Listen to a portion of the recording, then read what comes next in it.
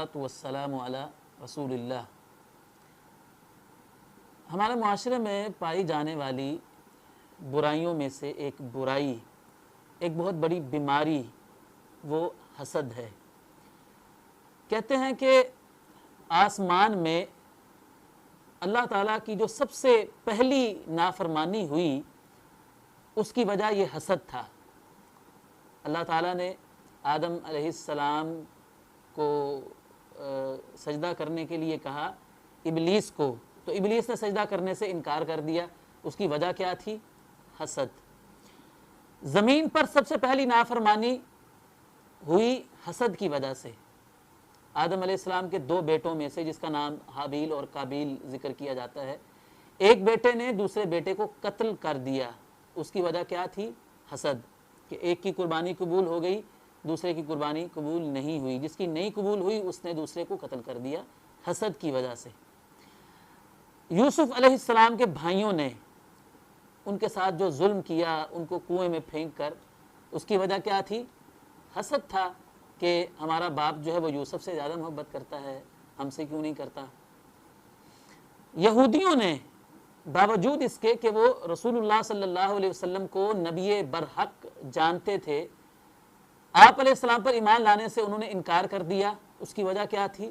قرآن کہتا ہے کہ حسد کی وجہ سے یہودی رسول اللہ صلی اللہ علیہ وسلم کو سچا ماننے کے باوجود آپ پر ایمان نہیں لے کر آئے۔ تو پیارے دوستو، یہ حسد ایک ایسی چیز ہے کہ جو انسان کی آنکھوں پر پردہ ڈال دیتی ہے اور اللہ تعالیٰ کی نافرمانی کرنے پر انسان کو مجبور کر دیتی ہے، اور وہ کام انسان سے یہ حسد کروا لیتا ہے، قتل تک انسان سے یہ حسد جو ہے وہ کروا دیتا ہے۔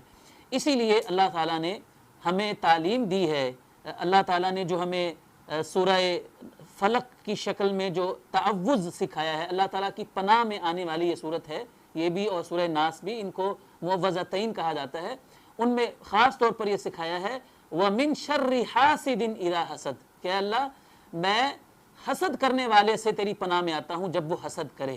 یعنی یہ حسد کرنے والا جو ہے وہ کسی بھی حد تک جا سکتا ہے، تو اس لیے اللہ تعالیٰ نے ہمیں سکھایا ہے کہ تم ہمیشہ میری پناہ میں آتے رہو حاسدوں کے شر سے جب وہ حسد کرنے لگے۔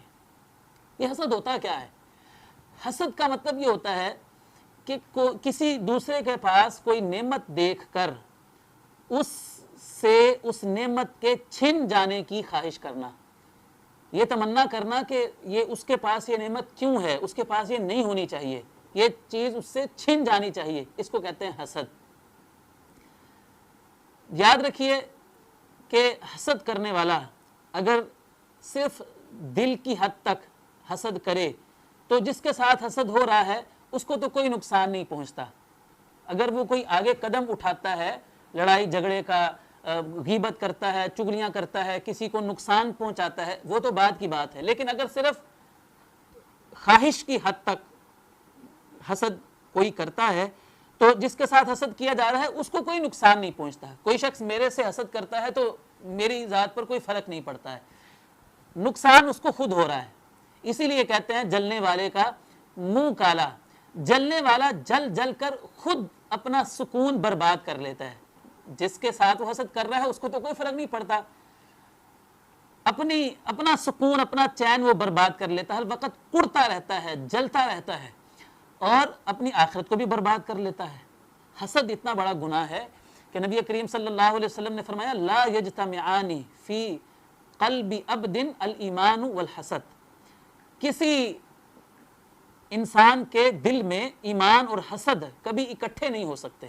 مطلب یا تو کسی انسان کے دل میں ایمان ہوگا یا حسد ہوگا، ایمان ہے تو حسد نہیں ہے، اگر حسد ہے تو ایمان نہیں ہے۔ مطلب یہ اتنی خطرناک چیز ہے حسد۔